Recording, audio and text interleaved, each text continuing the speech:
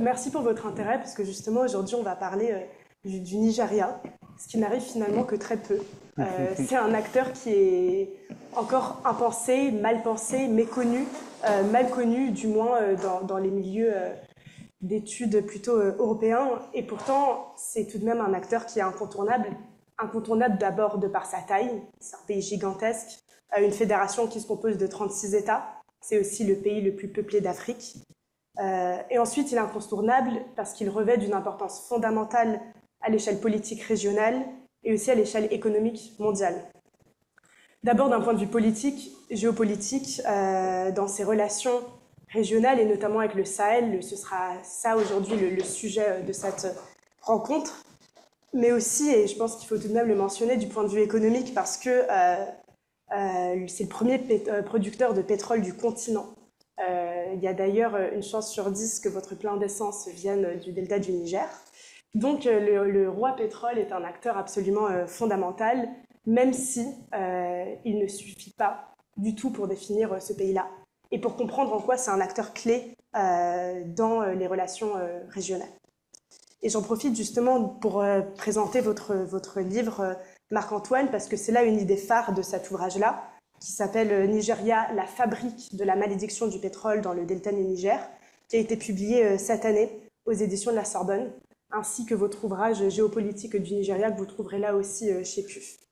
Donc vous y expliquez que pour beaucoup d'observateurs, la ruée vers l'or est à l'origine des troubles du Nigeria et aussi à l'origine de la définition et de la compréhension aujourd'hui de ce pays-là, que c'est cette malédiction de ressources qui va prédestiner le Nigeria à devenir ce qu'il est aujourd'hui. Vous parlez de cette malédiction de ressources qui serait à l'origine de tous les maux du pays. Et pourtant, il semblerait très évident que les conflits qui traversent la zone et qui traversent la région, qui traversent les différents pays qui la composent, ont des racines bien plus profondes et bien plus variées.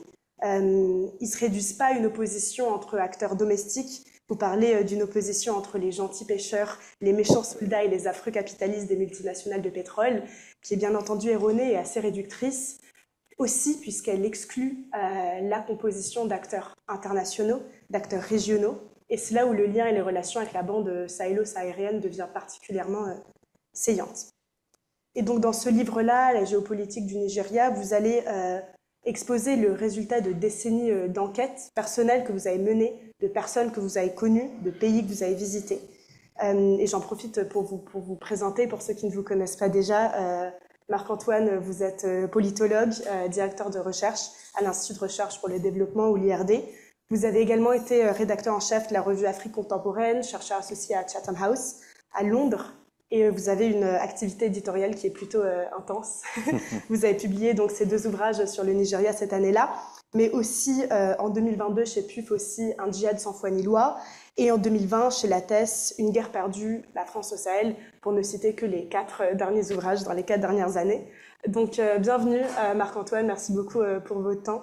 Ce n'est pas du tout la première fois que vous venez ici, donc vous connaissez déjà bien les règles de la maison.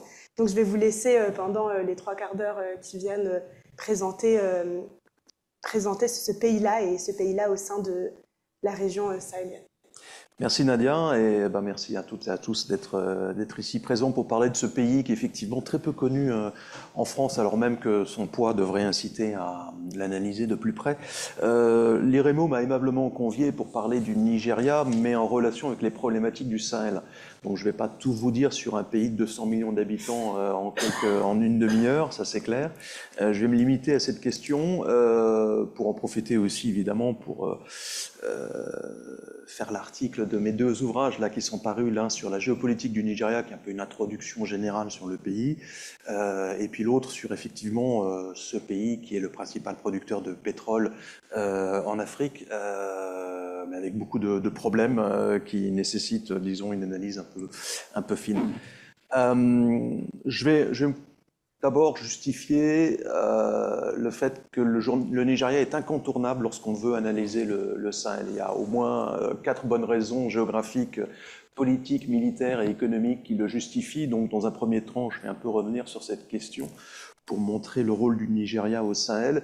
Et dans un deuxième temps, du coup, je m'intéresserai aussi aux fragilités structurelles de ce pays qui permettent de comprendre l'impact possible que cela peut avoir sur les crises au Sahel, parce que tout est très très lié en réalité. Alors, d'abord une raison géographique toute bête.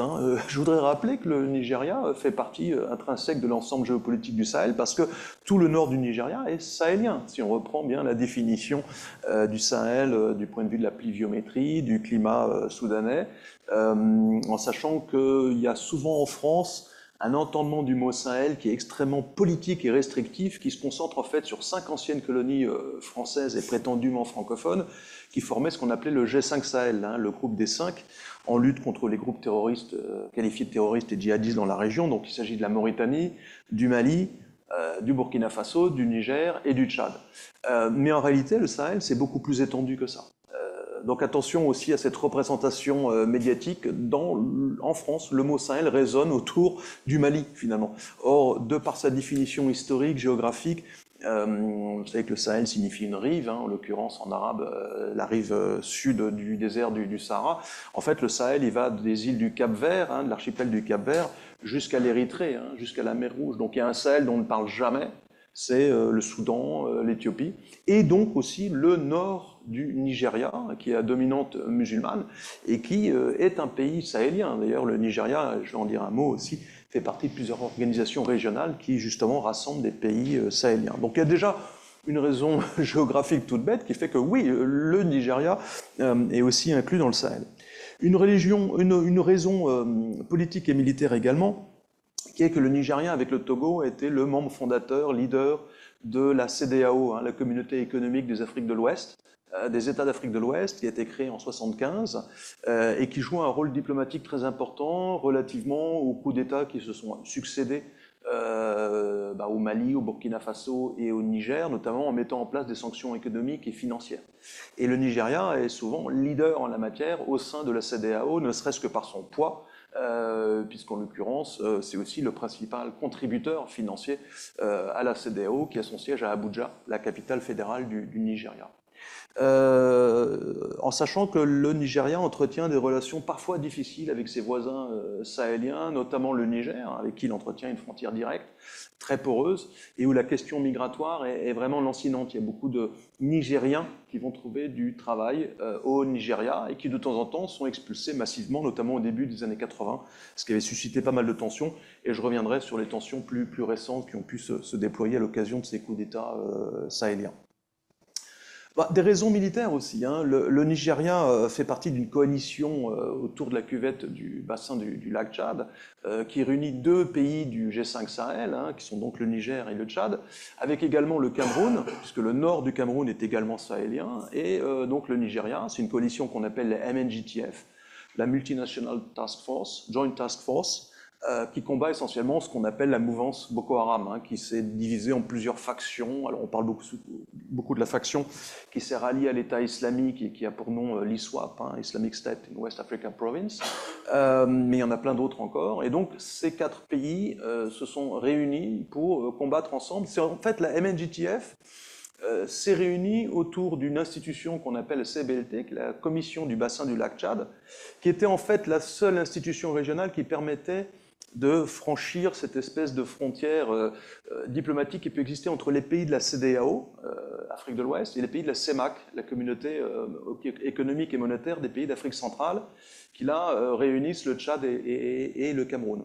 Et donc, c'est au sein de la CBLT qu'on a mis en place, qui n'avait d'ailleurs initialement au début des années 60, quand elle est mise en place, aucune vocation à lutter contre des groupes armés et insurrectionnels, mais qui dès 1998 a débouché sur cette force multilatérale, initialement pour lutter contre le banditisme rural, puisqu'à la fin des années 90, il y avait encore les troubles suite au Tchad, suite au renversement de la dictature des Sénébrés. Il y avait beaucoup de bandes armées qui circulaient dans la région, qui volaient du bétail. Ça existait déjà à l'époque, avant même l'émergence de Boko Haram au début des années 2000.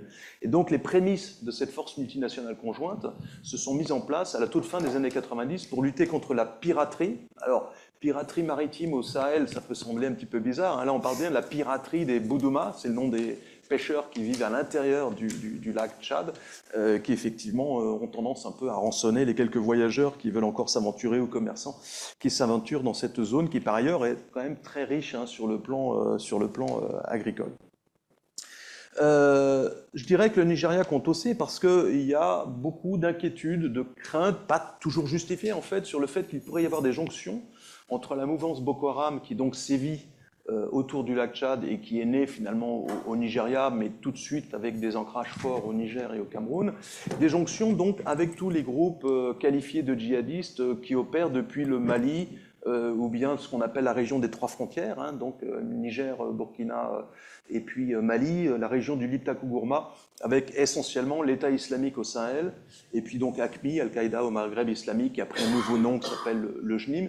Et donc il y a beaucoup de craintes qu'il se fasse une jonction sur plusieurs milliers de kilomètres, en fait, entre la mouvance Boko Haram et ces groupes qui sévissent dans le Liptako-Gourma, donc complètement au nord-ouest du Nigeria, alors que Boko Haram est au nord-est. Donc là aussi, il y a une problématique militaire qui fait que l'on doit penser effectivement le Nigeria lorsqu'on raisonne sur la menace djihadiste au Sahel. Et puis un argument économique, voilà. Nadia, tu le disais bien, le Nigeria, c'est la plus grosse économie de la région, c'est le plus gros produit intérieur brut d'Afrique même, supérieur suivant les modes de calcul à celui de l'Ukraine, par exemple. Donc c'est aussi un pays très fragile puisqu'il recense le plus grand nombre de pauvres en valeur absolue avec l'Inde, 80 millions. Donc la population a beau être pauvre, il n'empêche que des pauvres qui gagnent $2 par jour, ça fait quand même à la fin un PIB très conséquent. Et donc le PIB du Nigeria à lui seul est supérieur à celui de toute l'Afrique de l'Ouest francophone. Donc ça veut dire qu'il y a là aussi un poids, une influence économique qui va jouer sur tous les pays de la région, jusqu'au Mali, jusqu'au Burkina Faso, avec des communautés migrantes de Nigérians, notamment de commerçants Igbo, que l'on retrouve dans tous les marchés de la région des pays sahéliens. Et quand je dis pays sahéliens, je parle donc à la fois des pays francophones, Niger, Burkina et Mali, mais également aussi du côté du Soudan, du Tchad, où là aussi on retrouve ces commerçants nigérians extrêmement actifs. Donc, impossible, à mon avis, de faire l'impasse sur le Nigeria pour comprendre les problématiques du Sahel. En même temps, le Nigeria, c'est vrai, et je le dis dans mes ouvrages, il est souvent qualifié ainsi, c'est un géant au pied d'argile. Donc il est important de comprendre ces fragilités structurelles pour voir l'impact que ça peut avoir sur le Sahel. Alors le Nigeria, c'est une puissance en devenir. Alors pendant longtemps, on a parlé des BRICS en insistant sur l'Afrique du Sud. Maintenant, ce qui est plutôt au goût du jour, c'était les MINT, Mexique, Indonésie, Nigeria et Turquie. Et en même temps, au-delà du potentiel de croissance indéniable du Nigeria, c'est aussi un pays qui inquiète par sa capacité de nuisance, parce que beaucoup de ressortissants nigérians sont impliqués dans des trafics de drogue, des trafics d'êtres humains, la migration clandestine à travers le Sahel, donc beaucoup d'activités criminelles qui inquiètent les pays francophones de la région, à la fois sahéliens, mais aussi le Bénin ou le Cameroun.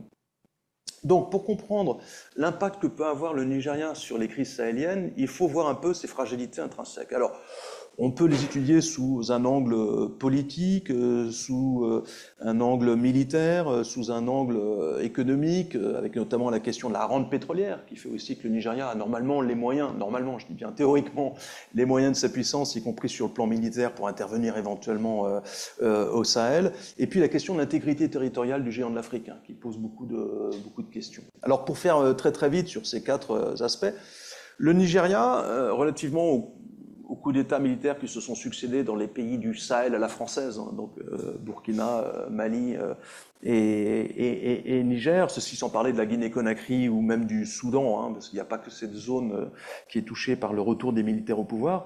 Le Nigeria, lui, connaît un régime parlementaire sous l'égide de la 4e République depuis la fin de la dictature du général Sani Abacha, qui lui était mort en 98 et qui en 99 a laissé, après un bref intérim militaire, la place à un régime qui est de type parlementaire, mais qui en même temps consacre le royaume de l'argent, le règne de l'argent, puisque je vous disais, le Nigeria a quand même le record mondial avec l'Inde du nombre de pauvres en valeur absolue. Donc une croissance qui est très très mal redistribuée, qui faiblit beaucoup, je vais revenir sur cette question, qui donc affaiblit aussi, amoindrit la capacité d'influence du Nigeria dans la zone. Alors, Cette quatrième République a vu des présidents élus depuis 1999, c'est absolument indéniable. En 2015, il y a même eu une première dans l'histoire post-indépendance du Nigeria, puisqu'un président de l'opposition, Muhammadu Buhari, a été élu.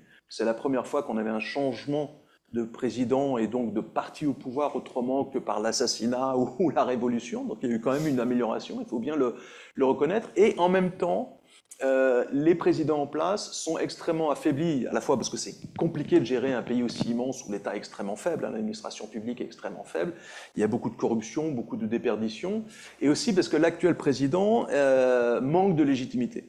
Alors, au cours de cette série, je ne vais pas revenir sur tout ce qui s'est passé depuis 1999, il y a eu notamment 2 anciens militaires qui ont été élus, qui ont eu beaucoup de poids dans l'organisation du régime parlementaire, c'est donc Olusegun Obasanjo, qui avait pris finalement la suite d'Abacha entre 1999 et 2007, puis Muhammadu Buhari, donc, qui est arrivé au pouvoir en 2015 et qui a cédé la place à Bola Tinubu en 2023. Il y a eu, j'allais dire, des intermèdes, des présidents civils qui n'avaient pas un passé militaire, mais un peu falot entre 2007 et 2015, en l'occurrence Umaru Yar'Adua et Goodluck Jonathan. Et finalement, Bola Tinubu est le premier président qui n'a pas de passé militaire, qui parvient à être élu à la tête du Nigeria, du pays le plus peuplé d'Afrique, et qui a une vraie carrure politique. C'est-à-dire que c'est quelqu'un qui était engagé dans l'opposition, et je vais revenir là-dessus parce que ça a aussi déterminer son engagement vis-à-vis des coups d'État au Sahel. Donc Bola Tinubu, c'est quelqu'un qui avait participé à la fondation, alors qu'il avait été en exil du temps de la dictature Abacha, hein, c'était un Yoruba du sud-ouest du pays, et à l'époque l'opposition était concentrée dans le sud-ouest, hein, tout au long des années 90, puisque le grand candidat des Yoruba, Moshood Abiola, avait vu son élection annulée par les militaires, il avait fini en prison où il était mort finalement, vraisemblablement empoisonné.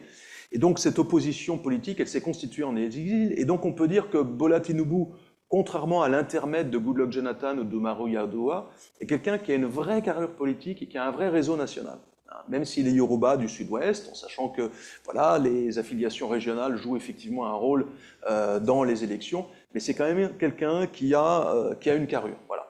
En même temps, il est extrêmement fragilisé, parce que même au sein du pays Yoruba, il a une réputation d'être quelqu'un, un godfather, comme on dit au Nigeria, en référence au film de Ford Coppola hein, sur le parrain, donc des activités mafieuses. C'est quelqu'un qui a été accusé de blanchir de l'argent de la drogue aux États-Unis au début des années 90, qui a payé un demi-million de dollars, ce qui était énorme en 91 au fisc, pour se racheter une conduite, donc il n'a pas été officiellement poursuivi jusqu'au bout en justice et accusé de blanchiment d'argent de la drogue. Néanmoins, il a, disons, il a pas mal de casseroles, y compris en pays Yoruba, sur des affaires plus ou moins frauduleuses. Et de plus, quoi qu'il en soit de sa personnalité, il est quand même aussi extrêmement âgé, hein, donc il n'a pas une prestance extrêmement brillante à l'oral, c'est le moins qu'on puisse dire. Donc ça fait douter un peu de sa capacité même à tenir jusqu'à la fin de son mandat, hein, en sachant qu'il y a déjà eu des présidents au cours de cette 4e République au Nigeria qui sont morts de maladie en cours de mandat. Hein, c'est souvent des personnes assez âgées qui arrivent au pouvoir. Mais en plus de ça, Bola Tinubu est confronté à une vraie désillusion profonde des Nigérians pour un modèle démocratique parlementaire. Et ma dernière tribune dans le journal Jeune Afrique de ce mois, c'est justement de s'interroger, est-ce que le Nigeria ne sera pas le prochain pays du Sahel à être touché par un coup d'État? Alors, je me prononce nullement sur les velléités en ce sens de l'armée nigériane qui est très opaque, donc là je n'en ai vraiment aucune idée. En revanche, ce qui est certain, c'est qu'il y a une désaffection des Nigérians qui sont très déçus sur un régime parlementaire prétendument démocratique qui n'apporte pas les dividendes qu'ils attendaient à la fin de la dictature Abacha. Et ça, c'est très très bien suivi à la fois dans les sondages d'opinion, dans l'effondrement de la participation électorale. On en est aujourd'hui à peu près à un quart de l'électorat qui vote. Ça veut dire qu'en fait, aux dernières élections en 2023, alors que le Nigeria, d'après les projections démographiques à 200 millions d'habitants, avait le même nombre d'électeurs qu'en 1983, lorsqu'il y avait eu aussi une tentative de retour à un régime parlementaire, ce qu'on appelle la Seconde République, mais à une époque où le Nigeria faisait moins de 90 millions d'habitants. C'est-à-dire qu'il y a même nombre de gens qui votent en 2023 qu'en 83 pour une population qui, entre-temps, a plus que doublé.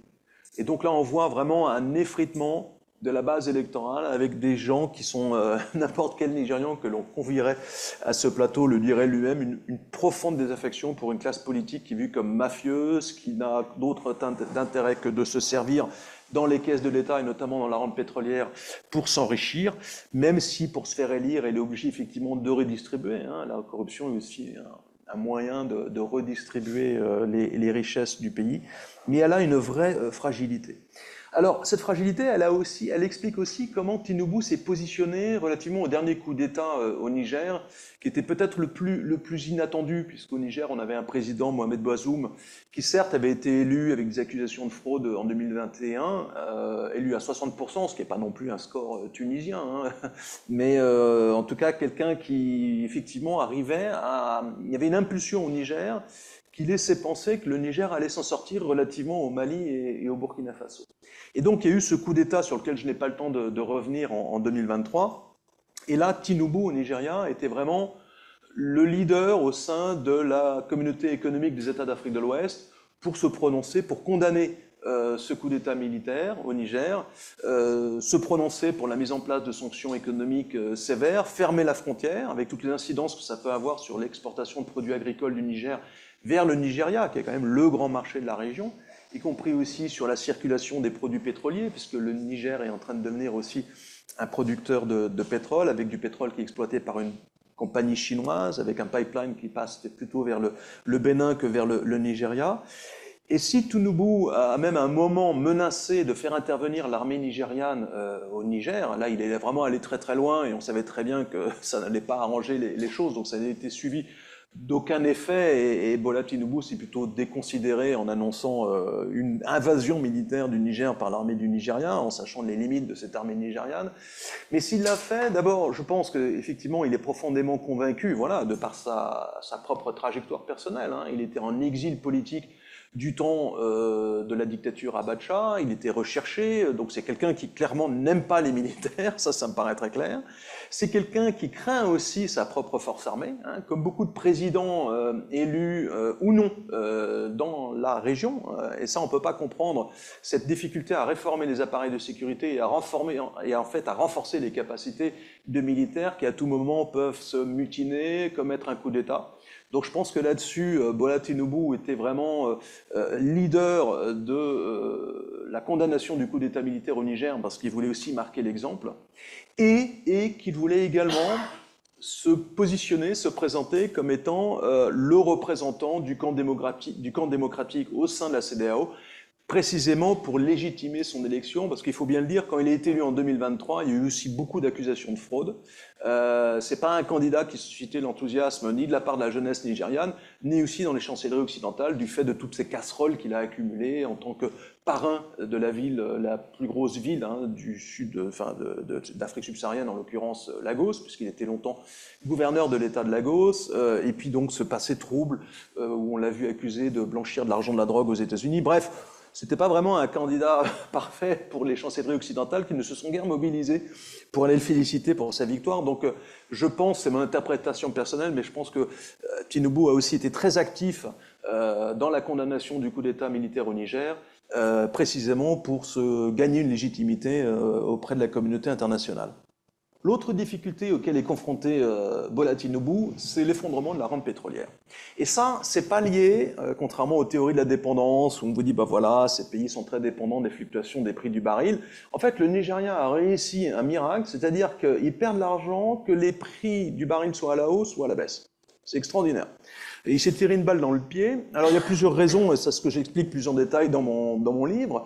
D'abord, le Nigeria n'a quasiment plus de capacité de raffinage. C'est-à-dire qu'il y a 4 raffineries publiques, mais qui marchent peut-être à 10% de leur capacité. Donc, en fait, l'essentiel de la consommation d'essence, de produits raffinés, elle est importée.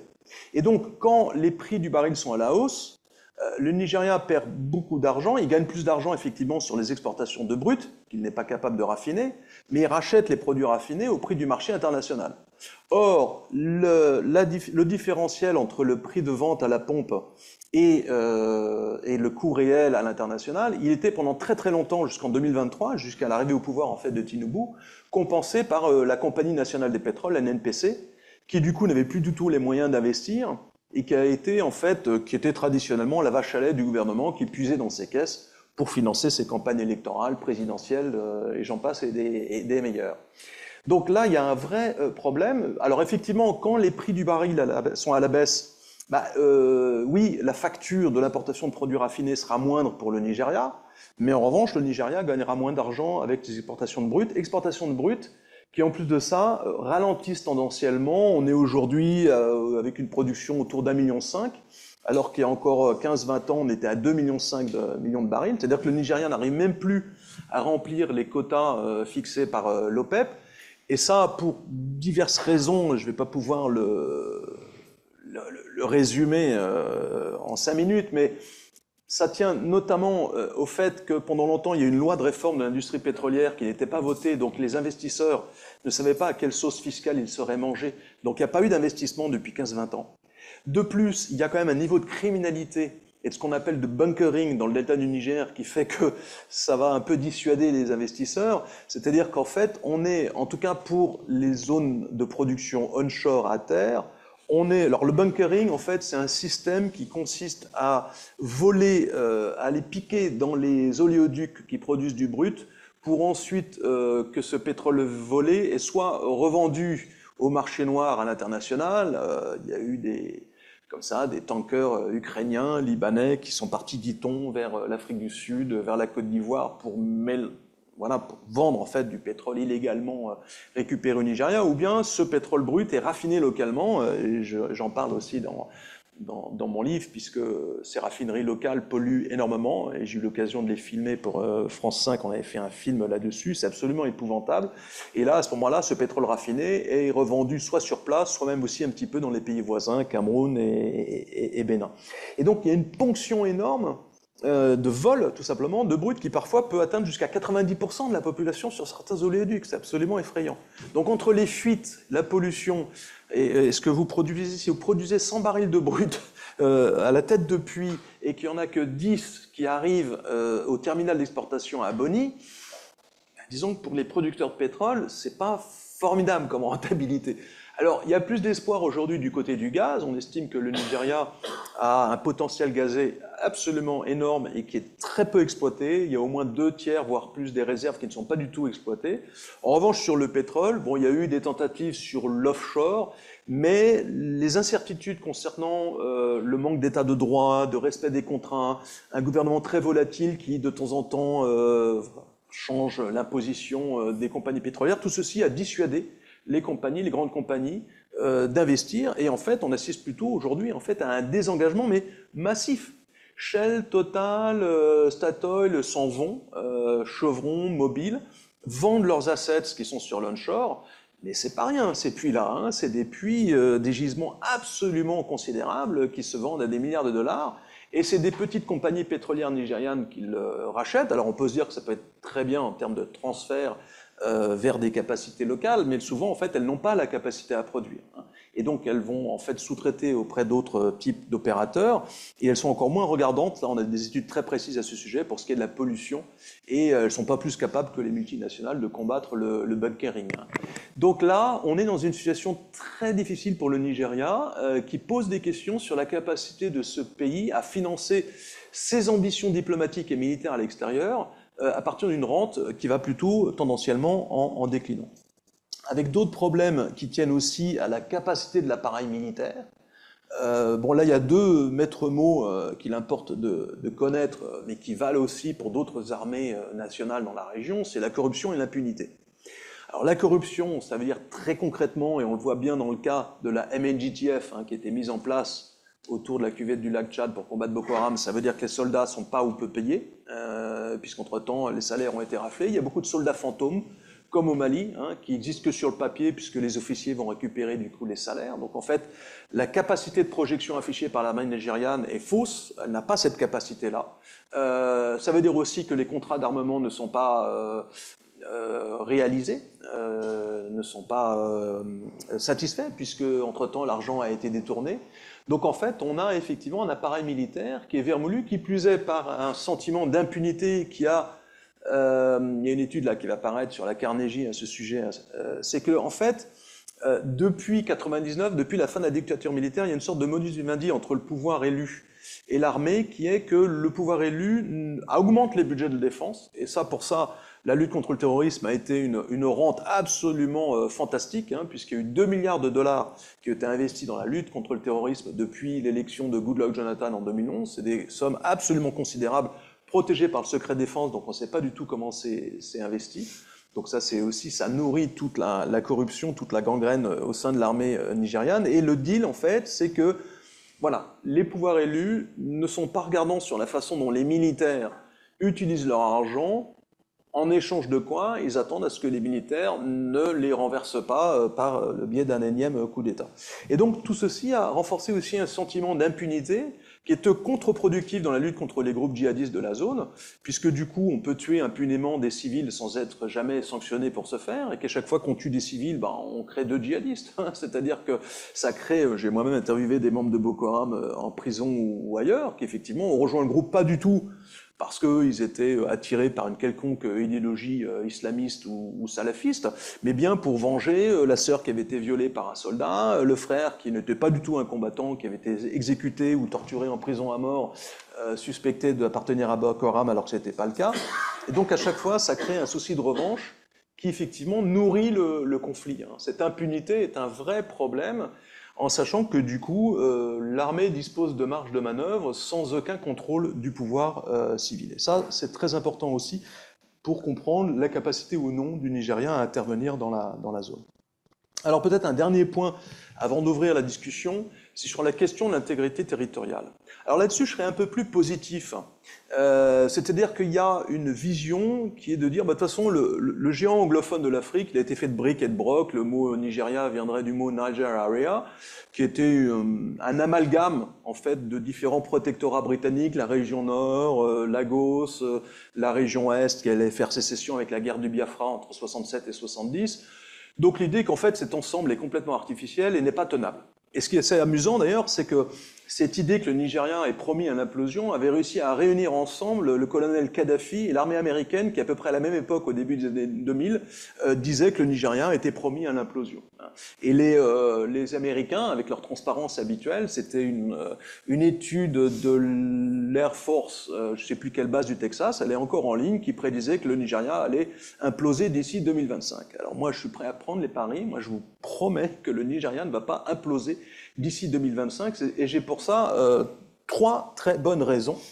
La première, c'est effectivement le traumatisme de la guerre de sécession du Biafra, entre 67 et 70. La génération qui a vécu ce drame humanitaire, il y a entre 1 million et 2 millions, on ne sait pas très bien, de gens qui sont morts du fait du blocus nigérian qui a provoqué une terrible famine. Peu de gens sont morts directement du fait des combats, mais surtout du fait le fait que les gens ne pouvaient plus se nourrir. Et ce traumatisme, il est encore très très fort dans la population nigériane. J'ai moi-même interviewé des leaders de groupes armés insurrectionnels dans le delta du Niger, ou bien le MASSOB qui veut combattre, qui est un mouvement qui veut restaurer la souveraineté et donc l'indépendance du Biafra. Et ils sont tous convaincus, ils savent tous une chose, ils ne sont pas complètement idiots, ils savent qu'une victoire militaire contre le gouvernement fédéral est impossible. Donc on va prendre les armes au Nigeria, que ce soit Boko Haram, des djihadistes, que ce soit des mouvements pour l'émancipation du delta du Niger, ce qu'on appelle le MEN, que ce soit le MASSOB pour restaurer la souveraineté du Biafra.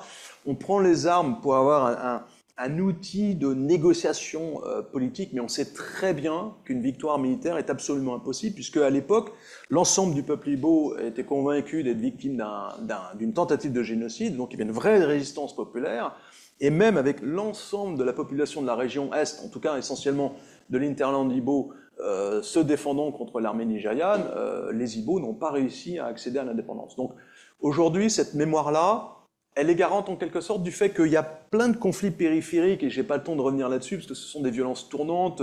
Au début des années 2000, c'était plutôt du côté d'une milice xénophobe yoruba nationaliste, l'OPC, qui allait frapper du côté de Lagos. Ensuite, c'est passé du côté du delta du Niger. Maintenant, c'est plutôt dans le nord-est, du côté de Boko Haram et de la région du Borno que ça explose. Voilà, on a plein de mouvements armés au Nigeria, et le Nigeria peut vivre avec ça. Et on continue de boire du champagne à Abuja pendant qu'on s'entretue entre musulmans dans le Borno, du côté de Boko Haram. C'est pas très grave, le pays peut tenir avec ça. Deuxième argument contre l'idée d'une implosion du Nigeria, c'est que le Nigeria, c'est un formidable marché commun aussi. Et les Igbo, qui avaient été à la tête de la sécession du Biafra entre 67 et 70, sont d'habiles commerçants qui ont des positionnements sur tout le pays. Ils n'ont aucun intérêt à faire sécession et à voir des droits de douane être instaurés et les priver des marchés qui leur permettent d'écouler des produits jusque dans le nord à dominante musulmane. Et de même, le nord à dominante musulmane du Nigeria n'a aucun intérêt à avoir une sécession qui les priverait des ressources de la rente pétrolière qui est concentrée dans cette région géopolitique qu'on appelle le Sud-Sud, qui est donc essentiellement le delta du Niger, hein, sur la côte atlantique. Donc, il y a des intérêts économiques, il y a des interdépendances très fortes qui jouent alors que ces interdépendances n'existaient pas au moment de la sécession du Biafra en 67, puisqu'en fait, jusqu'en 63, le Nigeria a été découpé seulement en 3 régions, les 3 régions héritées de la colonisation britannique, et je ne vais pas vous en prendre grand-chose sur le plan mathématique en vous disant que c'est plus facile de faire sécession à 1 contre 2, hein, la région Est en l'occurrence contre la région Nord et la région Ouest à l'indépendance, plutôt qu'à un État fédéré contre 35 autres, puisqu'aujourd'hui, il y a eu aussi une volonté des dictatures militaires assez jacobines, en fait, de créer un fédéralisme présidentialiste qui en fait permet de contrecarrer les contre-pouvoirs régionaux en les divisant en de multiples États. Et il y a aussi une chose très importante sur le plan économique, c'est que ces 36 États commercent beaucoup plus entre eux que ne le faisaient les 3 régions en indépendance qui commerçaient essentiellement avec l'ancienne puissance coloniale, avec la Grande-Bretagne, outre-mer, mais qui en revanche n'avaient quasiment pas de commerce entre elles. Aujourd'hui, on n'est plus du tout dans la même configuration, et je dirais que sur le plan économique, les intérêts sont beaucoup plus interdépendants, et sont aussi une très bonne garantie pour éviter une implosion du Nigeria. Voilà. Bon, je vais peut-être m'arrêter là-dessus, donc peut-être en conclusion, vous le voyez, le Nigeria a c'est une indéniable puissance, donc c'est une puissance incontournable pour comprendre ce qui se passe au Sahel, ne serait-ce que parce que le Nigeria, le nord du Nigeria est lui-même sahélien, que le Nigeria joue un rôle actif dans la MNJTF, qui aujourd'hui bat de l'aile puisque les relations avec le Niger sont absolument exécrables, donc il n'y a plus de coopération entre l'armée du Nigeria et l'armée du Niger, hein, dans la MNJTF très concrètement. Mais voilà, le Nigeria fait partie de la problématique sahélienne, et puis son poids économique est fondamental, donc rassurons-nous, le Nigeria ne va pas imploser. En revanche, le mode de gouvernance du Nigeria pose beaucoup de soucis, beaucoup de soucis, et effectivement laisse présager parfois peut-être le pire sur des velléités des militaires à revenir au pouvoir. Voilà. Merci. Je m'arrête ici. Merci à tous et à toutes de votre patience. Merci beaucoup. On va pouvoir maintenant passer aux questions si vous en avez en ligne ou dans le public. J'aimerais rapidement juste ouvrir la discussion sur un premier point. Et ensuite on prendra votre question. Vous avez évoqué justement cette vague de coups d'État par des juntes militaires qu'il y a eu et qui pourrait s'étendre au Nigeria. On voit aussi, et d'ailleurs vous l'avez évoqué dans vos autres ouvrages, qu'il y a un changement aussi dans les acteurs dans la région sahélienne. Les anciennes puissances coloniales perdent leur influence, se font repousser, on voit de nouveaux acteurs, la Russie notamment, la Chine, etc. Est-ce qu'à l'échelle du Nigeria, on va aussi voir un changement d'acteurs internationaux, les ingérences vont-elles être différentes, ou est-ce que la Russie et ses nouveaux acteurs n'ont pas encore cherché à étendre leur influence dans ce pays-là? Oui, il y a eu beaucoup de spéculations, notamment aussi sur la Chine dans le secteur pétrolier, et la Chine n'a pas réussi à percer en fait dans le secteur pétrolier, puisqu'en fait le secteur pétrolier est tellement délabré, si je peux utiliser cette expression, qu'en fait il fait fuir même les Chinois, ce qui vous donne un très bon indicateur de l'attractivité de la production pétrolière au Nigeria. Alors sur la Russie, il y avait eu un rapprochement du temps de la guerre du Biafra, qui avait été une guerre assez étrange, les États-Unis n'avaient pas pris parti, la France soutenait les sécessionnistes, et les Britanniques et les Soviétiques soutenaient le camp fédéral, hein, le Nigeria. Mais depuis, en fait, les relations avec l'Union soviétique sont très distendues. L'Union soviétique n'est pas, la Russie, enfin post-Union soviétique, n'est pas un acteur économique qui joue un rôle au Nigeria. Donc, on ne voit pas, étant donné que le Nigeria, contrairement aux pays francophones du Sahel, du G5, est beaucoup moins dépendant de l'aide extérieure, puisqu'il vit normalement de sa rente pétrolière. Hein. Donc le rôle de l'aide internationale dans le budget de l'État nigérian est absolument négligeable. Hein. C'est moins de 1% des recettes du Nigeria. C'est pas du tout le cas au Tchad ou au Niger. Donc le Nigeria est beaucoup plus indépendant de ce point de vue grâce à sa rente pétrolière. Et donc ça offre moins de prise à des pays comme la Russie, et il n'y a pas non plus de coopération militaire forte, comme il peut y en avoir avec des bases militaires permanentes de la France, au Tchad, etc. Il n'y en a jamais eu. Dès 1963, le Nigeria a en fait cassé l'accord de coopération militaire, le traité militaire qui le liait à l'ancienne puissance britannique. Donc depuis, il y a eu des coopérations militaires ad hoc, notamment dans la lutte contre le terrorisme avec la Grande-Bretagne ou les États-Unis, mais c'est jamais allé très loin. Et notamment du côté américain, il y a ce fameux amendement Lee qui interdit en fait des coopérations militaires avec des armées qui commettent des crimes de sang. Or, l'armée nigériane commet énormément de crimes de sang. C'est-à-dire, si vous avez aimé les massacres de civils par l'armée malienne dans la zone du Liptako-Gourma, vous allez adorer les massacres de civils dans le Borno par l'armée nigériane. Je ne reviens pas là-dessus, il y a des images, c'est absolument épouvantable. Donc même les Américains ont eux-mêmes dû à certains moments suspendre leur coopération militaire, et donc de toute façon, on ne voit pas comment les Russes iraient remplacer d'autres coopérations militaires qui de toute façon sont déjà très embryonnaires et très peu développées par rapport au cas du Sahel. Donc je ne vois pas la Russie monter en puissance. Le Nigeria, en ce moment, entretient de très bonnes relations avec la France et souvent essaye de jouer un guichet contre un autre. Donc, quand les relations sont pas très bonnes avec les États-Unis, on va plutôt utiliser la carte de la France. Bon, on voit qu'il y a des jeux comme ça qui pourraient voir la Russie essayer de s'insérer dans une problématique, mais purement diplomatique, hein, pas militaire, où finalement la Russie servirait de contrepoint. Vous voyez, un peu de drapeau rouge, si je puis dire, de chiffon rouge qu'on agite en disant si vous ne nous aidez pas, on ira voir les Russes. Mais je ne pense pas que les Russes aient la capacité de s'engager dans ce géant, pas plus que les Américains, les Britanniques ou les Français. Là, on parle de 200 millions d'habitants. Hein, je veux dire, c'est quand même...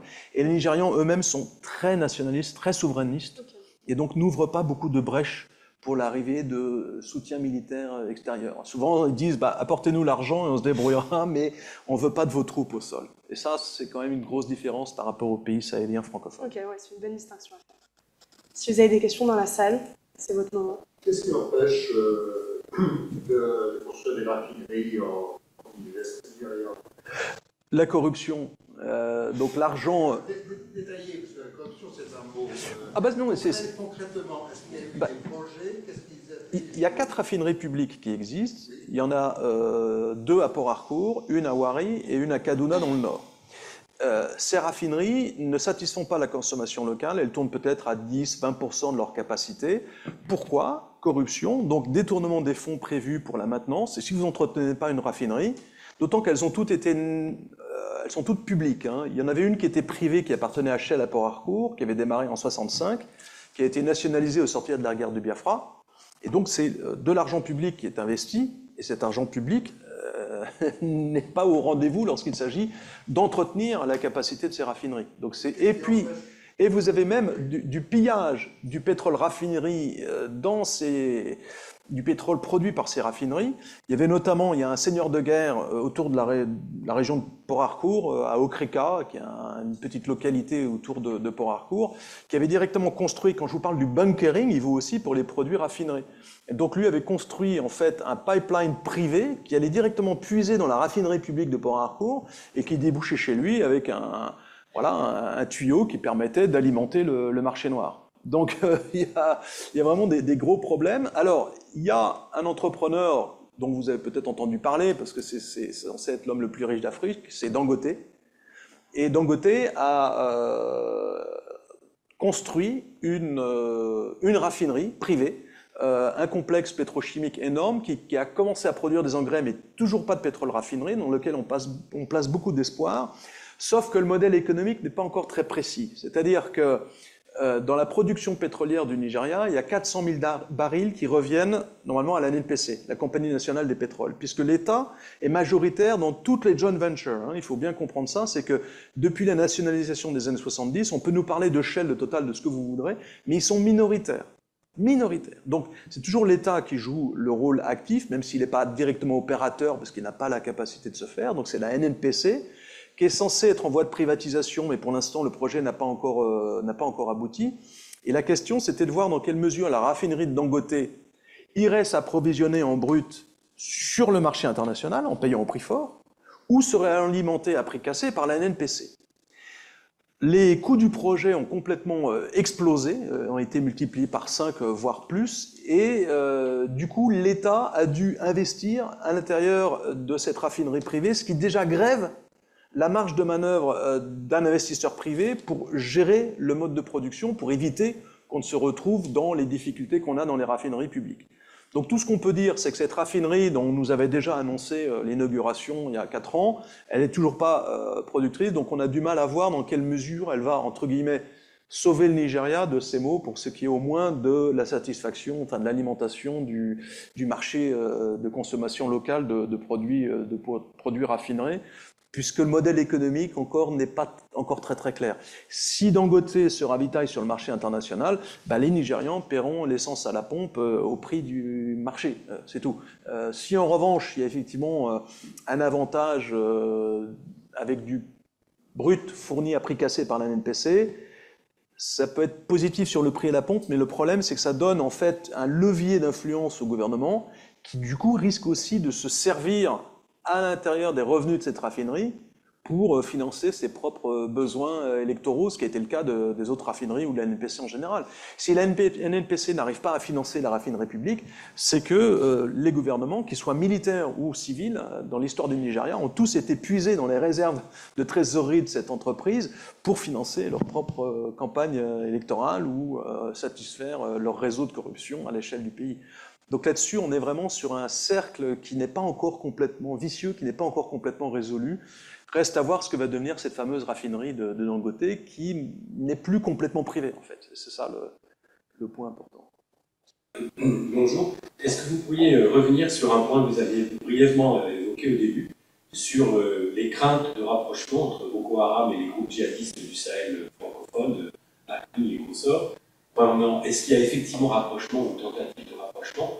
Et deuxièmement, que penser des informations selon lesquelles Boko Haram descendrait vers le sud, en quelque sorte, plutôt que de s'étendre vers l'ouest? Il y a plutôt l'impression qu'on descende vers le nord. Alors, sur les... On n'a pas d'évidence de preuve d'une vraie jonction opérationnelle entre Boko Haram et, disons, l'État islamique au Sahel, à des milliers et des milliers de kilomètres de là. Déjà, sur le plan purement tactique, c'est quand même assez compliqué de transférer des combattants ou des armes à travers cette zone. Ce qu'on a, c'est qu'entre les deux, il y a donc le Boko Haram est au nord-est du Nigeria, dans la zone du Borno, et entre le Liptako-Gourma et cette zone du nord-est, il y a tout le nord-ouest du Nigeria, les États de Sokoto, Zamfara, etc. Et là, c'est une zone où il y a énormément de banditisme rural. Donc, il y a quelques années, donc là, il y a une multiplication des enlèvements, puisque malheureusement, l'enlèvement des filles des collégiennes de Chibok par Boko Haram en 2014 a créé un vrai modèle de réussite. Et donc, des gens qui avant étaient vus, des écolières, des jeunes écoliers qui étaient avant vus comme sans valeur, tout d'un coup, ont pris une vraie valeur à la fois médiatique, mais aussi financière. C'est-à-dire que maintenant, il y a beaucoup d'enlèvements d'écoliers dans le nord-ouest qui suivent un peu le modèle Boko Haram, sans pour autant que ça démontre qu'il y a la moindre jonction avec Boko Haram. Alors, il y a eu un cas d'enlèvement où effectivement le chef des bandits locaux s'est revendiqué de Boko Haram. Où Boko Haram a, disons, cautionné ça. Mais c'était vraiment, en fait, de ce qu'on a compris, c'était uniquement une guerre verbale où, effectivement, Boko Haram voulait se rendre plus important qu'il ne l'était réellement en prétendant avoir mis pied dans le nord-ouest du Nigeria. Mais ce qu'on voit, c'est que les modalités d'action des groupes armés de la zone, des bandits qui parfois tiennent des forêts entières, vont aller piller des villages entiers, raptent des villages entiers.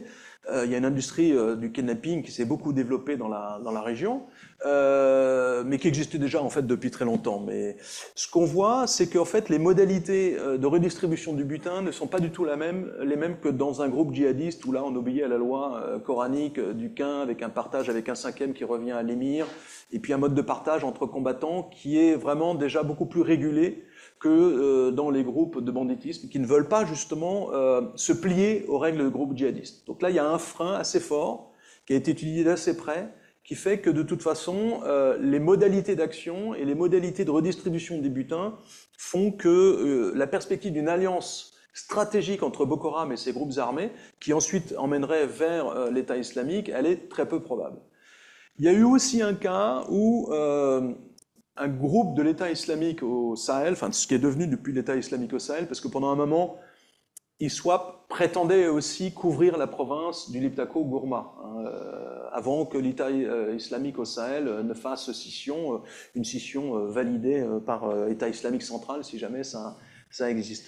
Il y a eu quelques hommes de l'État islamique au Sahel qui sont venus se réfugier, il y a eu des combats quand l'armée française était encore active dans l'Liptako-Gourma, qui sont venus se réfugier en 2021-2022, ma mémoire me trahit un peu, dans le nord-ouest du Nigeria. Alors eux venaient du Mali, du Niger, effectivement, et ils ont proposé leur service à des villageois peuls pour les protéger contre les voleurs de bétail. Et ça a marché pendant quelques mois, jusqu'à ce que finalement les villageois se rendent compte que ces services étaient payants et que c'était aussi finalement introduire dans le jeu déjà assez toxique d'acteurs armés, un acteur armé supplémentaire. Donc c'est pas allé très loin. Donc on n'a absolument aucune évidence d'un quelconque ancrage de Boko Haram venant du Borno dans le nord-ouest du Nigeria, ou de l'État islamique au Sahel, ou d'autres groupes djihadistes venant du Mali qui se seraient implantés dans le nord-ouest du Nigeria. Donc on en est là pour l'instant. Pour ce qui est du sud, en réalité, quand on compare, il y a eu, c'était en 2015, je crois, là aussi ma mémoire flanche peut-être, il y a eu un attentat à Lagos sur le port d'Apapa, qui est le plus gros port en fait d'Afrique de l'Ouest, qui avait été revendiqué à l'époque par Aboubacar Shekau, qui était le chef aujourd'hui défunt de Boko Haram. Il a été tué en 2021. Et bon, c'est très discuté par les milieux de sécurité, mais en tout cas, ce qu'on voit, c'est qu'à l'époque, le Boko Haram avait une capacité d'action en dehors de ce qu'on appelle les États BIA, Borno, Yobe et Adamawa, qui sont les trois États du nord-est, frontaliers avec le Cameroun, le Tchad et le Niger. C'est vraiment la zone d'influence de Boko Haram. Et à l'époque, ils débordaient très largement, ils montaient des attaques à Abuja, la capitale fédérale, à Kano, au nord, jusqu'à Sokoto et à Zaria au nord-ouest. C'est plus du tout le cas aujourd'hui. Donc ce qu'on a vu ces dernières années, c'est pas des gros attentats, des escarmouches, des attaques par exemple de checkpoints militaires un peu isolés, mais menées par une faction dissidente qu'on appelle Ansarou, qui avait quitté en fait Boko Haram en 2012. Donc il y a plutôt là quelques escarmouches, donc on sait qu'il y a des bases de repli. Vous savez, Boko Haram, c'est un nom un peu générique. Hein. Après, il y a beaucoup de factions, et pas seulement ISWAP et les anciens de Shekau. En fait, c'est très très fragmenté. Donc il y a beaucoup de factions qui se réclament d'une espèce de djihad un peu abscon. Hein. À la fin, ça devient un label. Et qui, effectivement, se sont réfugiés dans les États de Kogi, par exemple, plus vers le sud.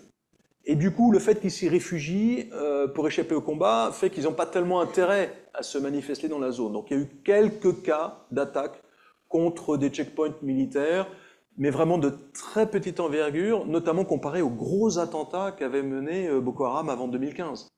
Sur Kano, sur Abuja, là on parlait de centaines de morts. C'était vraiment des choses très considérables. Et là donc on est plutôt quand même dans une phase de reflux en fait, hein, si on veut bien comparer. Donc je dirais que Boko Haram s'étend pas plus vers le sud qu'il ne s'étendait vers le sud avant 2015, en toute proportion gardée.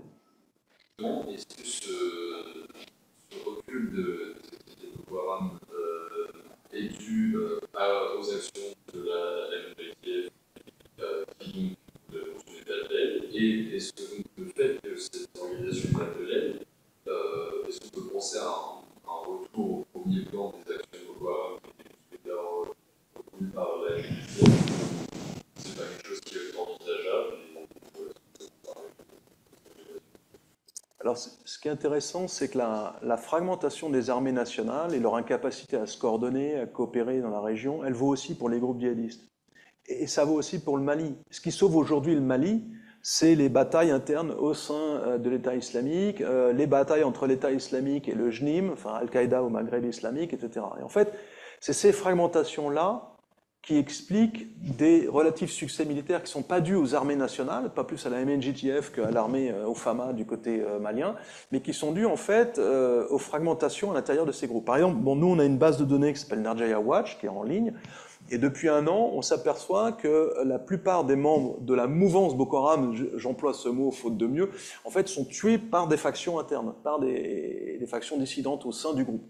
Alors, le grand changement, ça a été en 2021, la mort de Shekau, qui avait déjà été annoncée 7 fois par l'armée nigériane, et à chaque fois le bonhomme réapparaissait dans des vidéos en disant « Coucou, je suis toujours là », et ça permettait aussi de bien marquer la propagande sur l'inefficacité de l'armée nigériane.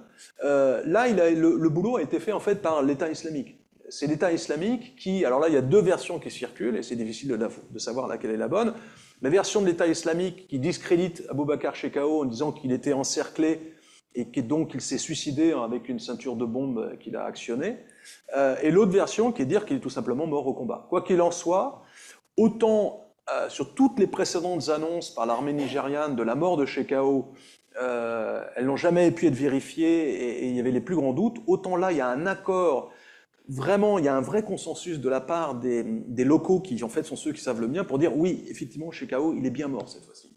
Et ce qui est intéressant d'ailleurs, c'est qu'à ma connaissance, l'armée nigériane ne l'a toujours pas déclaré mort. Sans doute profondément vexée de ne pas avoir réussi à le tuer elle-même. En tout cas, voilà, depuis sa mort, alors là, il y a eu un vrai effet d'attrition au sein du groupe Boko Haram, du canal historique de la secte, on va dire, puisque les membres du groupe de Shekau n'ont pas voulu rallier leurs ennemis de l'État islamique et se sont rendus à l'État nigérian. Il y a un programme qui s'appelle l'opération Safe Corridor, qui fait qu'on a vu là, mais des dizaines de milliers de membres du groupe accepter de se rendre avec armes et bagages dans des dispositifs, notamment du côté de l'État de Gombe, où là, ils ont été, à défaut d'être traduits en justice, en tout cas, accueillis dans des centres de déradicalisation.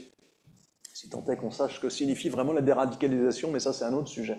Alors, je dis des dizaines de milliers de membres, c'est toujours le problème, hein. Vous avez des chiffres qui circulent sur les effectifs de ces groupes.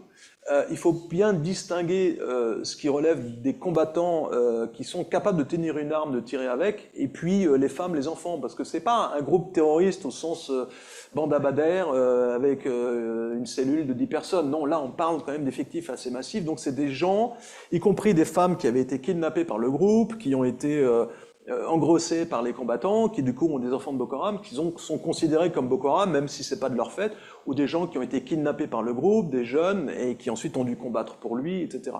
Donc ces chiffres peuvent être très impressionnants, ça ne veut pas dire que l'essentiel des combattants se sont rendus. En tout cas, c'est vrai qu'il y a eu un effet de déplétion, d'attrition de Boko Haram après la mort de Shekau. Mais il y a d'autres, puisqu'encore une fois, ma vision de Boko Haram, c'est de dire, mais allons au-delà, je le dis depuis le début, c'est pas juste ISWAP d'un côté et puis le canal historique de la secte, c'est en fait une fragmentation avec plein de seigneurs de guerre qui se revendiquent du djihad ou de l'islam pour justifier des coups de main qui consistent à voler du bétail, à voler les populations, avec d'ailleurs un effet attractif moindre sur l'État islamique, l'ISWAP, qui a la réputation d'être beaucoup plus sévère pour punir les combattants qui pillent les civils musulmans, puisque là il y a des instructions assez claires, ce qui était beaucoup moins le cas du côté de Shekau, et donc il y a d'autres groupes, avec notamment quelqu'un qui s'appelle Bakura, qui se sont reconstitués dans le lac Tchad et qui sont en train de monter en puissance et qui même dernièrement ont réussi à attirer un des seigneurs de guerre d'ISWAP, qui justement ne voulait plus obéir aux règles d'instruction de ne pas piller les civils, sur le mode de partage des butins, parce que finalement la motivation première de ce seigneur de guerre, c'était d'abord l'appât du gain. Et donc ces gens-là sont en train de se réunir autour de ce qu'il reste de la mouvance Shekau, mais assez divisée. Donc ce qu'on voit pour l'instant, c'est que c'est pas la MNJTF qui marque des points, et surtout parce que le Niger n'est plus vraiment à la manœuvre de ce point de vue, puisque le coup d'État a entraîné aussi un repli des forces nigériennes qui étaient déployées dans les zones périphériques sur la frontière libyenne ou sur la frontière nigériane, pour se protéger, pour protéger la junte au pouvoir à Niamey, de crainte qu'il y ait effectivement une invasion militaire de la CEDEAO. Donc là, il y a un redéploiement complet de l'armée nigérienne qui fait que, du coup, les menaces de Tinubu ont abouti à ce que l'armée nigérienne est beaucoup moins présente dans la MNJTF, et puis les relations sont tellement déplorables qu'on voit mal comment ils pourraient vraiment coopérer. Donc aujourd'hui, si Boko Haram ne monte pas en puissance, c'est essentiellement parce qu'il continue de se fragmenter, et c'est un phénomène qu'on voit aussi un petit peu du côté du Mali, du Diptako Gourma, du Gourma malien. Oui, merci beaucoup. Je disais que c'est une raffinerie, la raffinerie Dangote est supposée produire 650 000 barils par jour. C'est la plus grande raffinerie à trait unique du monde. D'accord ? Un investissement colossal, 26 milliards de dollars, avec les pipelines les plus longs pour l'approvisionner, et 130 000 emplois potentiels elle a été mise en route en janvier 2024 en produisant d'abord du pétrole, enfin d'abord du gasoil et ensuite du fuel pour l'aviation. Je trouve que tu as été un peu trop sévère parce que la progressivité et effectivement le coût extraordinaire que ça a généré entraîne un espoir encore plus extraordinaire pour les populations et pour le Nigeria. Et tu as bien expliqué effectivement, compte tenu des entreprises publiques, des raffineries publiques qui étaient même à l'arrêt jusqu'en 2023 à cause d'un revamping, cela pourrait donner au Nigeria un nouveau poids, aussi bien sur le plan local, en sachant que Tinubu a, comment dire, récemment enlevé toutes les subventions qu'il y a sur le pétrole, aussi bien pour sa population, ce qui a eu un effet extraordinaire au Cameroun, au Bénin, au Niger et au Burkina Faso, en tout cas sur les pays frontaliers. Donc, comment est-ce que tu peux resituer l'impact que pourrait avoir justement la raffinerie de Dangote dans ce schéma finalement où la guerre énergétique est extrêmement forte, compte tenu de ce qui se passe en Ukraine, compte tenu du blocus russe qui revend son pétrole à la Chine, à l'Inde, et qui n'a quasiment aucune relation avec l'Afrique sur ce plan énergétique. Ça, c'est la première question. La deuxième question, c'est effectivement, le Nigeria est un géant fragile et on a souvent discuté un géant au pied d'argile. Mais néanmoins, avec la fin de la dictature, il y a forcément une sorte de redémocratisation, de redéfinition de certaines coalitions, de certaines, je dirais, ententes entre les militaires et les civils.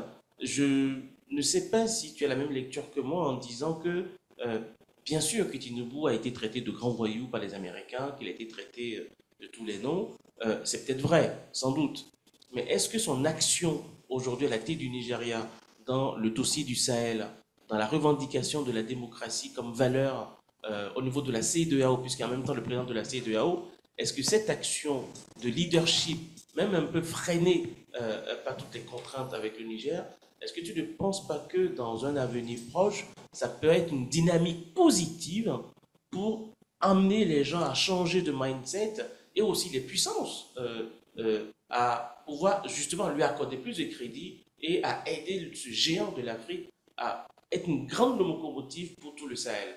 Et dernière chose, sur le plan de la CEDEAO, sur le plan de la monnaie unique de la CEDEAO, toutes les contraintes qui sont liées au franc CFA, on sait très bien que le Nigeria a donné son désaccord le plus formel à la France, compte tenu de la monnaie ECO qui avait été, je dirais, mise en avant par Ouattara et le président de la Côte d'Ivoire, Ouattara et Emmanuel Macron. Le Nigeria a été l'État qui a été le plus virulent en disant pas cette monnaie-là sans les Africains. Donc ce poids économique, ce poids géopolitique et ce poids, je dirais, quasiment de leadership, malgré toute cette fragilité-là, comment analyses-tu cette tension sur ce plan-là?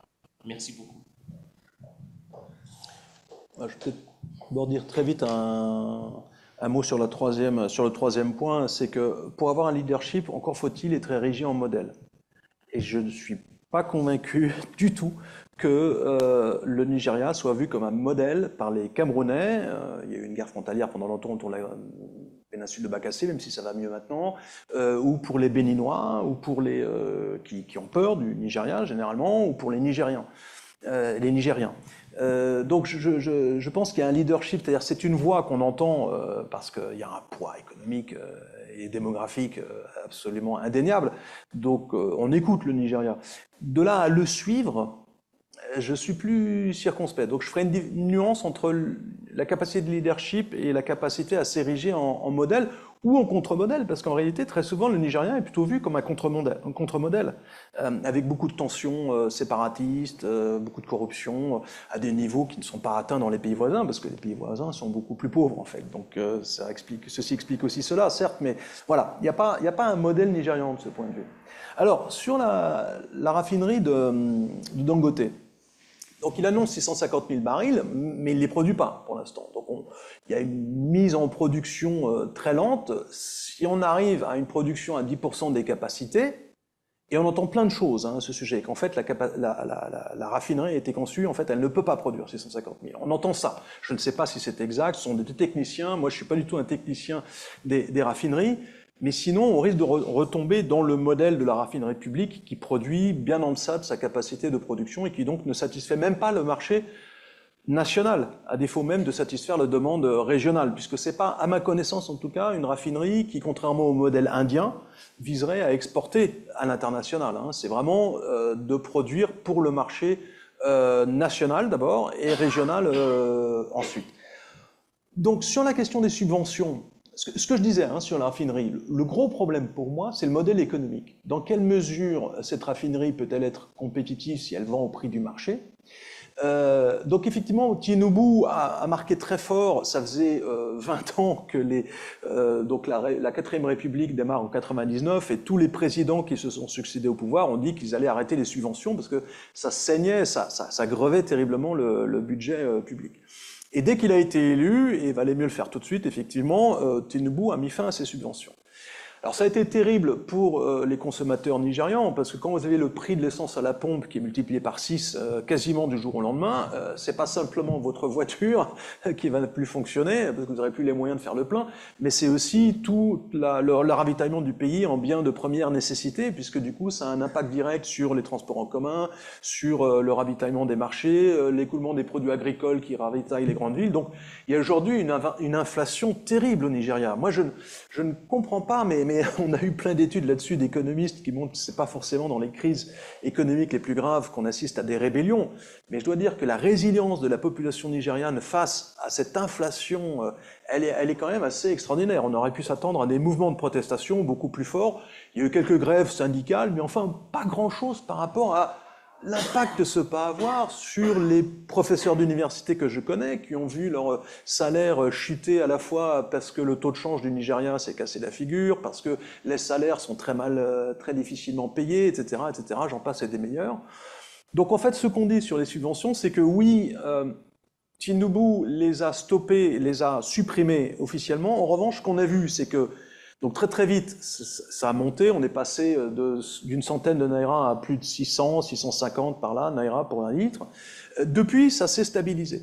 Et donc, il y a beaucoup de suspicion qui est qu'en fait, l'État nigérian continue quand même de verser des ristournes aux importateurs pour essayer de stabiliser les prix de l'essence à la pompe, pour évidemment essayer d'éviter aussi l'explosion sociale. Donc je suis pas sûr que ce problème de subvention soit complètement terminé. Mais encore une fois, ce que je dis là n'est pas complètement avéré, c'est ce qu'on entend dire. Voilà, ça relève peut-être de la rumeur. En revanche, ce qui est sûr, c'est que le modèle économique de la raffinerie de Dangote, on ne sait pas encore comment ça va marcher. Est-ce qu'il va s'alimenter avec le droit de tirage de 400 000 barils auquel la NNPC a le droit sur les 1,5 million qui sont produits, donc à prix cassé, mais ça donne un levier d'influence au gouvernement, donc un risque aussi de tirage des revenus et des excédents de trésorerie de la raffinerie, ou bien est-ce que Dangote, ce qui apparemment, je dis bien apparemment, parce que tout ça évidemment est secret d'État et secret commercial, mais le modèle au départ de Dangote, de ce que je m'étais laissé dire, c'était effectivement de s'approvisionner sur le marché international pour éviter toute interférence de l'État nigérian. Et donc pouvoir assurer les bases financières de ces raffineries. Et ça, c'est pas encore résolu. Donc, oui, il y a 650 000 barils qui sont annoncés. Donnons-nous rendez-vous quand la raffinerie produira ces 650 000 barils. Et là, je serais même très heureux de dire que je m'étais trompé, que j'étais peut-être trop pessimiste. Mais en attendant, il y a encore un long fleuve tranquille qui doit se jeter peut-être dans la mer avant qu'on en sache un peu plus. Alors, sur la personnalité de Tinubu, oui, on est d'accord, un trafiquant de drogue peut être un bon gestionnaire, c'est pas le problème en fait. Surtout qu'au Nigeria, il y a une représentation du pouvoir politique comme étant très mafieux. Donc pourquoi pas on peut se dire que les casseroles qu'a Tinubu derrière lui, s'il sait bien les gérer, il peut peut-être aider à impulser le redémarrage de la croissance économique. Le souci, c'est qu'il est quand même très âgé, et pour ne pas dire cacochine. Donc il y a des vraies interrogations aussi qui sont levées sur son état de santé, sa capacité à accomplir son mandat, et en fait, sa réussite, elle se prononcera sur sa capacité à bien s'entourer. Et on le voit dans le domaine pétrolier, pour l'instant, les annonces qui ont été faites n'ont pas permis de relancer la production. C'est en dents de scie. En ce moment, d'ailleurs, on est plutôt à 1,5 million, donc c'est pas trop mauvais, ça a pu tomber encore plus bas. Mais en tout cas, on voit pas, il y a eu quelques effets d'annonce de Shell et Total qui disaient qu'ils allaient investir dans l'offshore, mais pour l'instant, rien n'est fait. Donc c'est comme les 650 000 barils, moi je suis un peu Saint Thomas, quoi. J'attends de voir si oui ou non. Et le problème des compagnies pétrolières nigérianes, ce qu'on appelle les domestic oil companies, c'est qu'en réalité, elles peuvent reprendre que des gisements en fin de vie, qui sont les moins compliqués à gérer pour des compagnies qui n'ont pas de gros... Alors là, on touche aussi à un autre problème du Nigeria, c'est non seulement leur capacité technique, mais également leur capacité à se financer. On a un taux d'emprunt au Nigeria qui est énorme et qui est complètement rédhibitoire pour les entreprises. Donc il y a aussi un vrai problème de capitalisation des petites entreprises nigérianes qui sont censées prendre le relais des grosses qui s'en vont, des multinationales, Shell, Mobil, j'en passe et des meilleurs. Et donc là, ce qu'on voit en revanche, ce qui est avéré, c'est qu'il y a une fragmentation de l'industrie pétrolière. Et je suis désolé, quand vous faites un doodle à 5 ou à 150, c'est plus compliqué à 150. Et donc c'est beaucoup plus difficile de gérer et d'appliquer des normes, notamment environnementales, lorsque vous avez 150 petites compagnies assez obscures, parce qu'elles sont souvent, derrière vous retrouvez des fonds d'investissement polonais ou aux îles Vierges britanniques, vous savez pas très bien où ça se situe. C'est un défi beaucoup plus important pour l'État à gérer que d'avoir 5 grosses majors. Et là, c'est une source pour moi d'inquiétude sur la production pétrolière. Alors, sur le cas de Tinubu, qui effectivement a été vu comme un voyou, un godfather, quoi qu'il en soit de cette réputation, je pense que c'est bien qu'il y ait une voix au sein de la CEDEAO qui dise il y a encore un camp démocratique et le Sénégal est aussi là pour affirmer cette voix. Et on est bien d'accord, c'est très important que cette voix-là existe. Mais franchement, Tinubu en annonçant qu'il menaçait la junte militaire d'une invasion de l'armée nigériane, là, il s'est vraiment déconsidéré. C'est un peu comme la ligne rouge d'Obama en Syrie. On met une menace qu'on sait ne pas être en mesure de pouvoir appliquer. Voilà. Là-dessus, il a perdu en notoriété. D'autant que tout le monde est d'accord pour dire qu'une arrivée de l'armée nigériane au Niger serait absolument épouvantable. J'en tiens pour preuve ce qui s'est passé avec l'ECOMOG au Libéria pendant la guerre civile dans les années 90. En 90, on a un seigneur de guerre, Charles Taylor, qui est sur le point de remporter le pouvoir à Monrovia. L'armée nigériane intervient, le bloque. Elle participe très largement au pillage du pays, met la main sur le trafic de drogue dans le Freeport de Monrovia, etc., etc. 7 ans après, on arrive exactement au même point, c'est-à-dire que Charles Taylor, le seigneur de guerre en question, finit par gagner les élections et arriver au pouvoir à Monrovia. Donc on se dit, tout ça pourquoi? Entre-temps, 150 000 morts. Donc en fait, l'expérience, c'est la seule vraie expérience de la CEDEAO à avoir monté une intervention militaire, comme gendarme régional. Et la CEDEAO se projette, mais la seule expérience qu'on ait connue est pas complètement probante, c'est le moins qu'on puisse dire, et c'est donc sur le cas du Libéria. Donc il y a beaucoup de facteurs qui laissent à penser qu'une intervention militaire de la CEDEAO contre le Niger non seulement n'est pas faisable, mais va plutôt déconsidérer le camp de la démocratie au sein de la CEDEAO. Après, il y a toute la question des sanctions économiques et financières. On sait très bien, et Cuba est là tous les jours pour nous le rappeler, que ça marche très difficilement et qu'il est très rare qu'un régime tombe suite à des sanctions financières.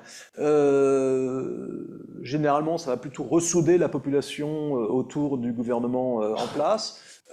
Gouvernement qui du coup a quelques facilités à trouver des boucs émissaires pour imputer toutes les difficultés économiques du pays, non pas à son gouvernement, à sa gouvernance, mais aux sanctions économiques et financières. Et pour l'instant, les Nigériens avalent beaucoup de couleuvres. Il y avait des espoirs effectivement sur l'importation, sur l'exportation de brut nigérien, puisque pour l'instant, le Niger, en fait, produisait du brut pour sa consommation locale. Il a, lui, une raffinerie qui fonctionne, ce qui donne aussi un aperçu sur l'état de la corruption qui n'a rien à voir avec celui du Nigeria. Et là, il y a des nouveaux gisements qui sont mis en production par les Chinois, avec l'idée que du coup, le Niger pourrait exporter via le Bénin. Mais le Bénin vient justement, là, tu en sais peut-être plus, de fermer le pipeline, qui est la seule façon pour le Niger, outre l'uranium, peut-être avec les Iraniens à voir, mais je ne sais pas comment ils vont l'exporter, effectivement, d'avoir accès à des devises qui permettent de contourner les sanctions financières de la CEDEAO. Mais là, le Bénin va jouer un rôle crucial dans ce domaine. Et pour l'instant, le pipeline est fermée. Donc pas de possibilité d'exportation et de revenus en devises pour la junte au pouvoir. Oui, je disais que les navires chinois attendent au large du port de Sémin pour avoir accès au pétrole du Niger. Mais effectivement, dans un contexte de populisme de part et d'autre, des deux gouvernements, aussi bien le général Tiani qui est le président du Niger, qui est arrivé, comme tu l'as si bien décrit, au pouvoir par un coup d'état militaire, et le président Patrice Talon, bien que démocratiquement élu, très faiblement élu, donc manque de légitimité. Et pour contenter les deux opinions publiques, forcément, et compte tenu du fait que lors de la réunion d'Abuja, qui a été quand même la réunion des chefs d'État de la CEDEAO, qui a décidé des sanctions et de l'envoi des militaires au Niger, c'est le président du Bénin, Patrice Talon, qui a été le premier à avoir annoncé la décision de la CEDEAO, ce qui crée une inimité entre Tiani, qui est un militaire arrivé par coup d'État, et Patrice Talon, qui a besoin de conforter son opinion publique nationale en disant oui, effectivement, la démocratie est un trophée à brandir, en sachant que lui-même a été très mal élu, voire quasiment avec un tournant autoritaire. Donc oui, effectivement, on est face à ces crises, ces multiples crises, des crises dans des crises, comme tu le dis très souvent, et néanmoins, la CEDEAO, avec le Nigeria, qui est l'un des pays anglophones de la CEDEAO, comment pourrais-tu expliquer cette fragilité de l'institution malgré justement cette confédération, enfin c'est pas un vrai mot, ce conglomérat d'États ouest-africains qui, portés vers un idéal commun comme l'Union européenne, la CEDEAO est comme l'Union européenne au départ, l'Union européenne, l'Union économique au départ, qui est devenue politique. Et la CEDEAO devient de plus en plus politique. Comment considères-tu le poids du Nigeria dans cette instance politique et non économique? Alors je dirais que comme dans tout groupement d'États, il y a des agendas politiques qui diffèrent. Et donc la CEDEAO a toujours été très fragile, avec des États membres qui ne versaient pas toujours leur quote-part. Donc c'est un peu des phénomènes qu'on retrouve à l'Union africaine d'ailleurs. En sachant qu'il y a quand même des intérêts convergents dans les pays francophones, notamment autour du CFA, qu'il n'y a pas effectivement du côté anglophone.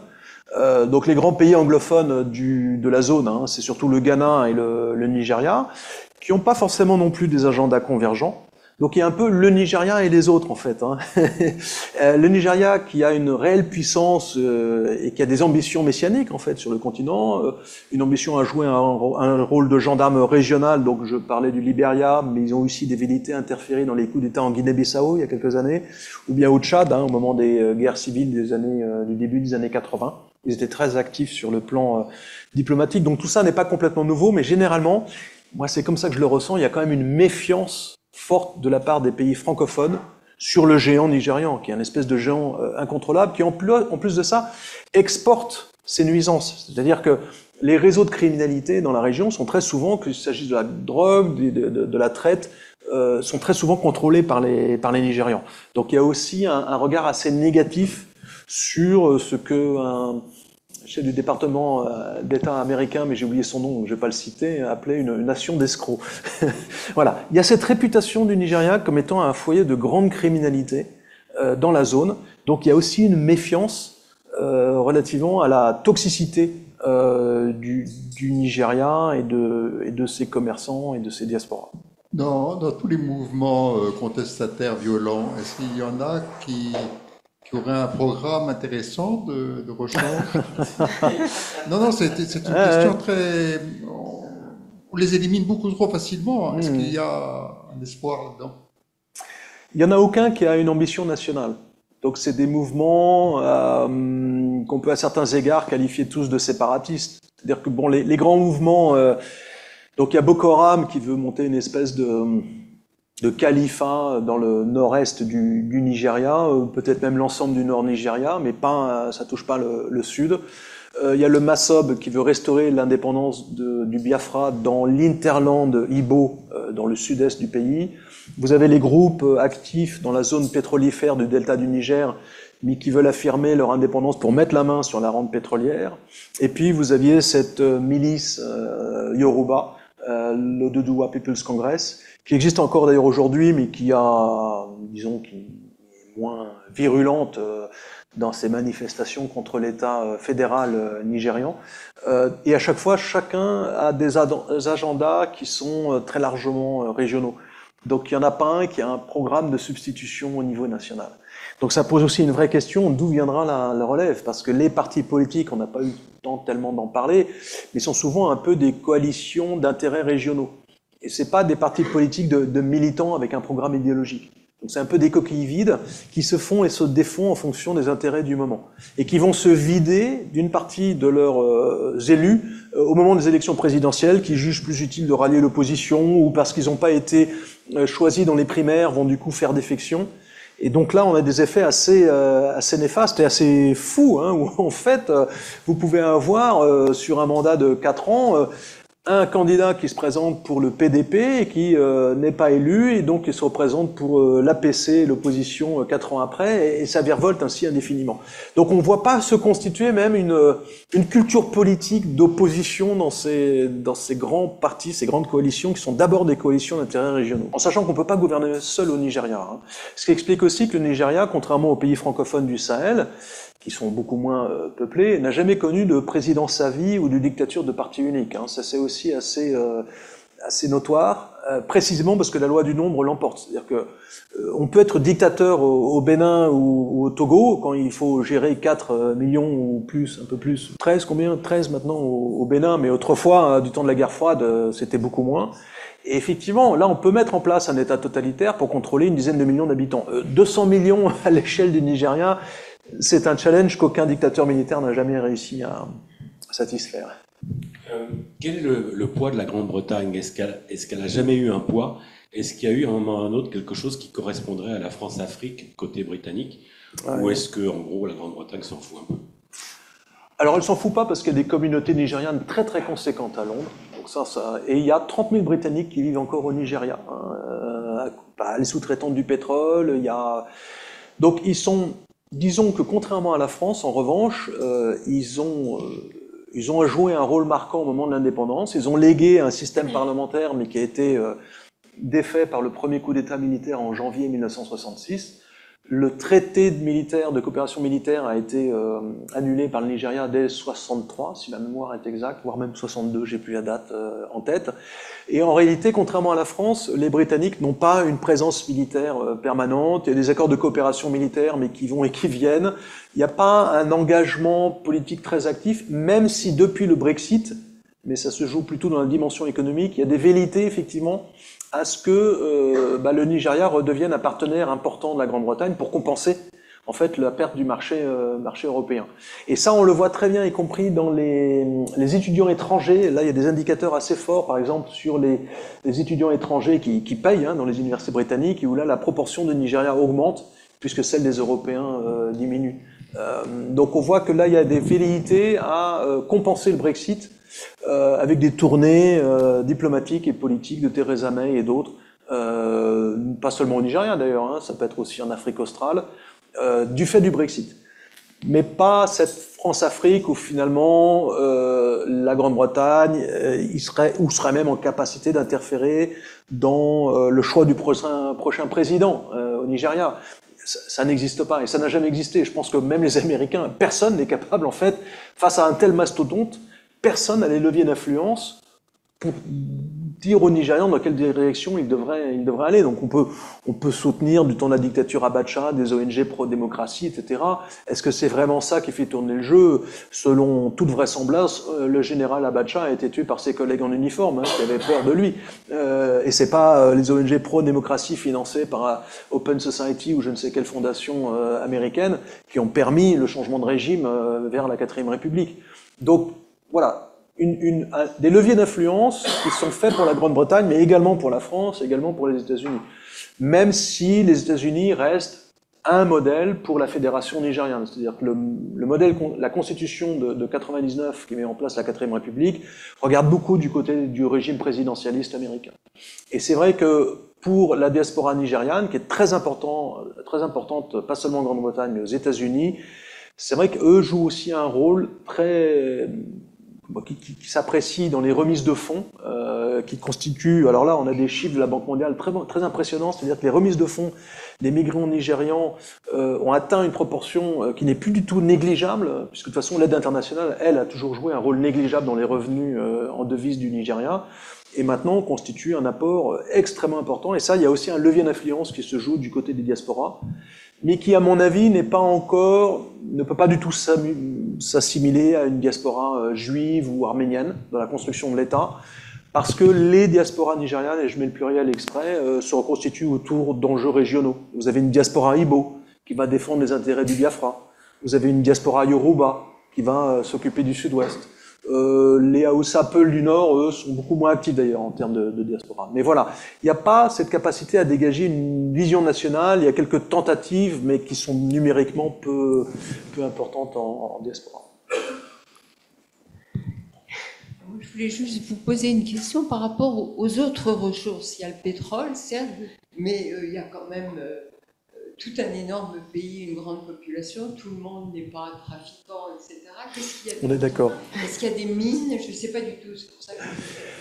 Il y a un peu de mines, mais qui fournissent des revenus négligeables, qui sont sous-exploités, mais il y a un potentiel, indéniablement.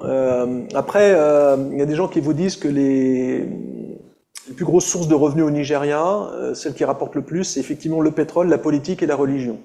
Alors j'en rajouterai une quatrième, c'est la bière, parce que c'est le plus gros consommateur de bière de la région, donc c'est le premier débouché par exemple pour la Guinness. Le principal consommateur au monde de Guinness, c'est les Nigérians.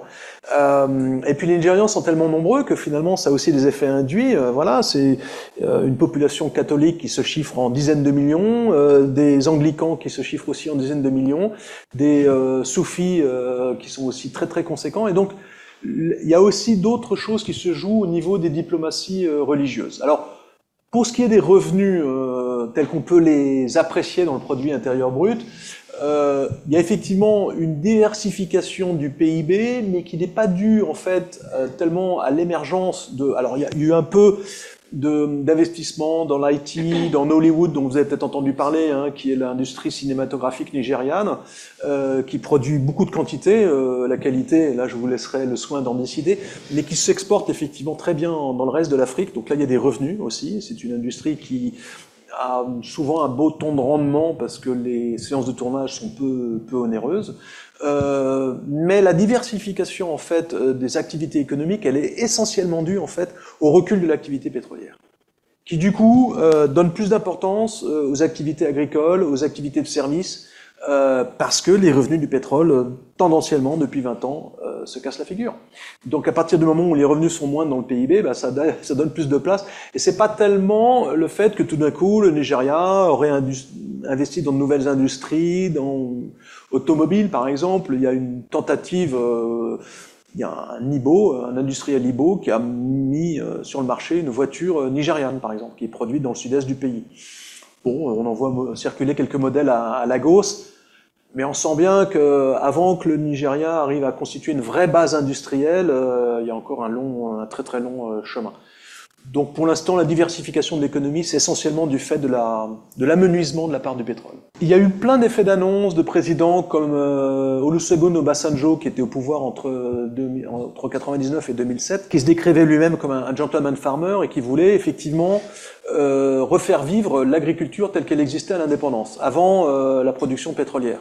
Puisqu'à l'indépendance, le Nigeria était une nation agricole extrêmement riche, qui exportait énormément de cacao, d'huile de palme. Mais pour l'instant, les tentatives de redécollage du secteur agricole n'ont pas encore marqué vraiment le pas. Donc on en parle beaucoup, mais on ne voit pas ça se traduire dans des chiffres significatifs au niveau du PIB. Voilà. Mais en tout cas, ça fait partie de... Et Muhammadu Buhari, qui était lui un musulman du Nord, a également aussi voulu relancer beaucoup le secteur agricole, ne serait-ce que parce que le Nord ne produit pas de pétrole, alors que le Nord était riche à l'indépendance du fait de sa production agricole. Donc il a voulu aussi relancer toute cette production-là. Et d'ailleurs, c'est intéressant, puisque depuis la grande période des plans d'ajustement structurel de la Banque mondiale, dans les années 80, qui avait vu les dictatures militaires à l'époque lâcher des pans entiers de l'économie qui étaient privatisés, eh bien, ça a été le premier investissement public dans une entreprise comment on appelle ça, qui fabrique du riz, là, qui traite le riz dans l'état de Kébi. Premier investissement public dans une entreprise publique nouvellement créée du temps de Buhari pour relancer le secteur du riz, mais qui, à ma connaissance, n'a pas permis de satisfaire la consommation locale et qui souvent, en fait, produit à des coûts supérieurs à ceux de l'importation. C'est très difficile d'être compétitif avec l'Asie quand on veut produire du riz. Or, un des effets aussi des changements d'habitudes alimentaires avec le boom pétrolier des années 70, c'est que maintenant le riz est devenu vraiment l'élément essentiel de l'alimentation nigériane, ce qui n'était pas le cas avant. On était plus sur le manioc, le gari ou ce genre de choses. Mais du coup, le Nigeria reste très très dépendant de ses importations agricoles. Merci beaucoup. Merci Marc-Antoine et merci à vous tous. Merci.